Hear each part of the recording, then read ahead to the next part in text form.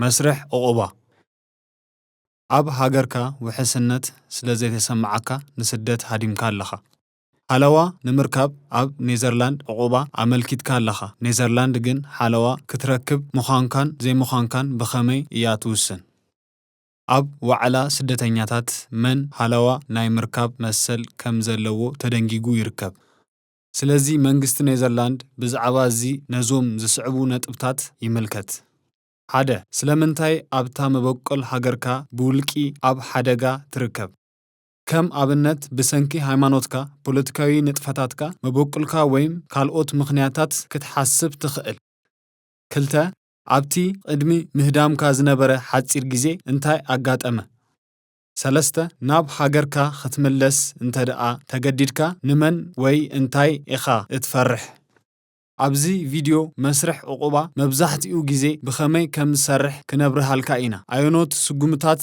كم زلو أون خطرئي إخا ناي مزجبا معرف 12 مجمرتا ناي مزجبا معرف قالو نزم معرف زي درو حليف كايو تخون إخا وي جنا أبو تركب تخون إزم معرف مللاي مننتن مزجبان زحازة إيو إزي دما بأقلقلوت مللاي مننتن متصريان حتتي عقوبة DISA إيو زكاهد حدا سرحتنيا نايزي ودب سنداتكا زرزر حابريتخان ناب نيزرلاند بخمي كمستقو عسكان كحتكا إيو حدا جنيا نجارات زي حسكا مخانكا هكوز أصرون عسر عصابتخا خوصدون إيوم DISA أب كالي أوروباويت هاجر تقمت كم زنبركا زرقاقصو سندات زركب كخون يخيليو وتادراي بوليس نكسنت نيزرلاند KMAR اون اقداسي حبريتا نمقصصار تليفونكا نغزيو كمنزا يخيليو ازي دحري مززامو نتناي عقوبة مملكتيخا كتفرملو إخا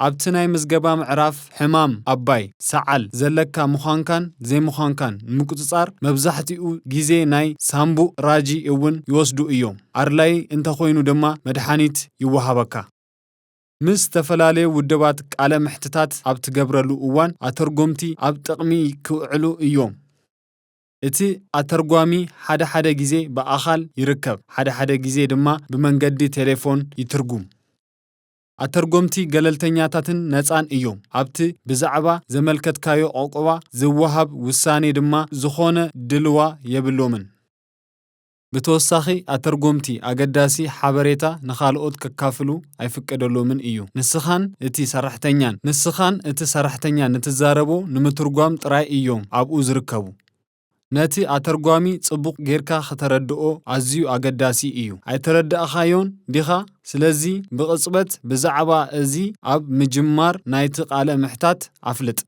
25 أب أوان إتي قالة محتت أون بزعبا إزي ختحبر تخيليخا إزي دما ناي ترجم جيجا تات نمخلخال إيو ناي مزجبا قالة محتت مس IND ناي مزجبا قالة محتت زبهال قداماي قالة محتت كتجبر إخا أبز قالة محتت IND بزعبا ماننتكا زيجنتكان ناب نيزرلاند بزعبا زجبر كايو قعزون حتوتات كحتكا إيو نمنتاي كاب هاجركا خمزوات أخا أون حتر بزبالة تتجلس إخا إتي ناي IND سرحتنيا مننتكا كاب أيناي هاجر كم زمز أخان بخمي كم زتقو عسكان زرقاقصو سندات زلكا انتخونكا كحتكا إيو مهبزاحتيو جيزي IND إزي حبريتا إزي درو ألو مخنياتو DISA أبتا قداميتي معلتي سلازحتتكا حدش وي كالق سندات انت هاليوكا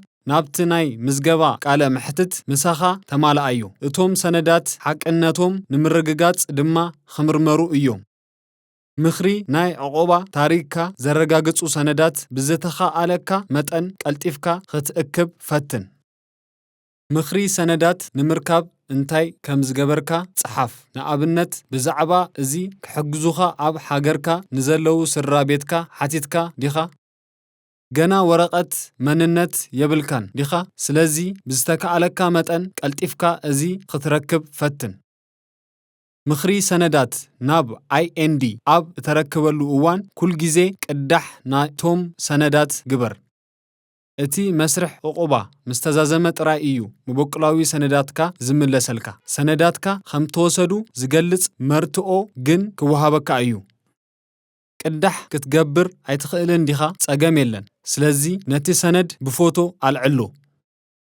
ካብ 12 ክሳብ 15 ዓመት ዝዕድሚኦም ቆልዑት ኣለዉኻ ድዮም? ናይ ባዕሎም ናይ ምዝገባ ቃለ መሕትት የብሎምን። ኣብ እዋን ናይ ምዝገባ ቃለ መሕትት ውላድካ ናይ ባዕሉ ተወሳኺ ቃለ መሕትት ክገብር ዝደሊ እንተኾነ ክሕተት እዩ። እዚ ድማ መብዛሕትኡ ግዜ ብጽሑፍ እዩ ዝፍጸም። ብዛዕባ እዚ ምስ ጠበቓኻ ክትዘራረብ እውን ትኽእል ኢኻ። 15 ዓመትን ልዕሊኡን ዝዕድሚኦም ቆልዑት ግን ናይ ምዝገባ ቃለ መሕትት ይግበሩ እዮም። ኣብዚ IND ውላድካ ዕቑባ ዘመልክተሉ ናይ ገዛእ ርእሱ ምኽንያት ዘለዎ እንተኾነን ናይ ባዕሉ ተወሳኺ ቃለ መሕትት ዝገብር ዝደሊ ምዃኑን ዘይምዃኑን ክሕተት እዩ። ብዛዕባ እዚ ብመንገዲ ጠበቓኻ እውን ከተፍልጥ ትኽእል ኢኻ። እዚ ምርጫ እዚ ቅድሚ እቲ ናይ ዕረፍትን ምድላውን ግዜ ምዝዛሙ ክሕብር ኣለዎ። ናይ ዕረፍትን ምድላውን ግዜ ኣብ መስርሕ ዕቑባ ድሕሪ እቲ ናይ ምዝገባ ቃለ መሕትት ናይ ዕረፍትን ምድላውን ግዜ ይጅምር። ነቲ ናይ ዕረፍትን ምድላውን ግዜ ታሪኽካ ብግቡእ ንምድላው ተጠቐመሉ። ንታሪኽካ ዝድግፍ ሰነዳትን ካልኦት መርኢቶታትን እውን ኣክብ። ኣብዚ ግዜ እዚ ጠበቓኻ መን ምዃኑ ዝገልጽ ሓበሬታ ዝሓዘ ደብዳቤ ክትቕበል ኢኻ። እቲ ጠበቓ ናይ ሌላ ዝርርብ ንምግባር ባዕሉ ምሳኻ ርክብ ክገብር እዩ። ሓደ ግዜ እዚ ቀልጢፉ እዩ ዝፍጸም፣ ግን ድማ ቁሩብ ግዜ ክወስድ እውን ይኽእል እዩ። ምስ ጠበቓኻ ናይ ሌላ ዝርርብ ኣብ ትገብረሉ እዋን ብዛዕባ እቲ ናይ ምዝገባ ቃለ መሕትት ጸብጻብ ክትዘራረብ፣ ሰነዳትካ ክትምርምርን ከምኡ እውን ምስ IND ዝግበር ተወሳኺ ቃለ መሕትት ክተዳሉን ኢኻ። ጠበቓኻ ኣብ እዋን መስርሕ ዕቑባ ክረኽበካ ክኽእልን ኣበይ ከም ትቕመጥ ክፈልጥን ኣዝዩ ኣገዳሲ እዩ። ስለዚ ኣብቲ ናይ ሌላ ዝርርብ ንጠበቓኻ ናይ ሞባይል ቁጽሪ ቴሌፎንካን ናይ ኢሜል ኣድራሻኻን ሃብ። ክትግእዝ ዲኻ? ስለዚ ኩል ግዜ ነቲ ሓድሽ ኣድራሻኻ እውን ንጠበቓኻ ኣፍልጦ። ተወሳኺ ቃለ መሕትት ንኽትገብር ድሮ ካብ IND ዕድመ ተቐቢልካ ዲኻ? ግን ድማ ገና ምስ ናይ ዕቑባ ጠበቓኻ ኣይተራኸብካን ዲኻ? ስለዚ ብዛዕባ እዚ ንቤት ምኽሪ ስደተኛታት VWN ሓብር። ቤት ምኽሪ ስደተኛታት ብኸመይ ንታሪኽካ ብዝበለጸ ክትርድኦ ከም ትኽእል ምሳኻ ብሓባር ክርኢ ይኽእል እዩ። ንኣብነት ኣብ ሃገርካ ኣየኖት ሰነዳት ክትረክብ ከም ትኽእል ምሳኻ ብሓባር ብምድህብሳስ ሰራሕተኛታትና ደስ እናበሎም ክሕግዙኻ እዮም። ቤት ምኽሪ ስደተኛታት ጠበቓኻን ንመንግስቲ ኔዘርላንድ ኣይኮኑን ዝሰርሑ፣ ነፃ እዮም። ንዘለዎም ኣፍልጦ ተጠቐመሉ። ስለዚ ብዝተኻኣለካ መጠን ንገሮም። ከምኡ እውን ሕቶታት ሕተት፣ እቲ እትነግሮም ድማ ብምስጢር እዩ ዝተሓዝ። መስርሕ ዕቑባ ቅድሚ ምጅማሩ ምስ ሓንቲ ናይ ሜድ ታድቪስ ነርስ እውን ክትዘራረብ ኢኻ። እታ ነርስ ምስ IND ቃለ መሕትት ንምግባር ዓቕሚ ዘለካ ምዃንካን ዘይምዃንካን ከምኡ እውን IND ኣብ ግምት ተተእትዎም ዘለዎ ሕክምናዊ ጸገማት እንተሃልዩን ክትግምግም እያ። ሕክምናዊ ጸገማት ወይ በሰላታት ኣለካ ድዩ? ስለዚ ብዛዕባኡ ንገር። ነታ ነርስ እትነግሮ ኩሉ ምስጢራዊ እዩ። IND ካብታ ነርስ ምኽሪ ጥራይ እዩ ዝረክብ። ብዛዕባ እቲ ንዓኣ ዝተዘራብካያ ግን ኣይትነግርን እያ። ተወሳኺ ቃለ መሕትት ክህልወካ እዩ። እዚ ምስ IND እትገብሮ ቀንዲ ኣገዳሲ ዝርርብ እዩ። እቲ ቃለ መሕትት እትገብረሉ ዕለት ዝሓዘ ደብዳቤ ክትቅበል ኢኻ። ብሰንኪ ነዊሕ ናይ ምጽባይ ግዜ ተወሳኺ ቃለ መሕትት ንኽትገብር ዕድመ ክሳብ እትቕበል ቁሩብ ግዜ ክትወስድ ከም ዝኽእል ኣብ ግምት ኣእትው። ኣብዚ IND ንምንታይ ብወልቂ ኣብ ሓደጋ ከም ኣለኻን ንምንታይ ናብ መበቆል ሃገርካ ክትምለስ ከም ዘይትኽእልን ከተፍልጥ ይደሊ። ስለዚ ኩሉ ነገር ብንጹር ክትገልጽ ኣገዳሲ እዩ። ብዛዕባ እዚ ሒደት ምኽርታት እንሆ። IND ኣብ ሃገርካ ዘሎ ሓፈሻዊ ኩነታትን ይፈልጥ እዩ። ስለዚህ ብዛዕባ ሃገርካ ሓፈሻዊ ሓበሬታ ኣይተሃብ። የግዳስ ብወልቂ እንታይ ከም ዘገጠመካን እንተ ደኣ ተመሊስካ ስለምንታይ ንዓኻ ሓደገኛ ከም ዝኾነን ንገር። ታሪክካ ንምንጋር ዝኣኽለካ ግዜ ውሰድ። ሓደ ሕቶ እንተ ደኣ ዘይተረድኣካ ወይ ዕረፍቲ እንተ ደኣ ኣድልዩካ ከምኡ ክትብል ትኽእል ኢኻ።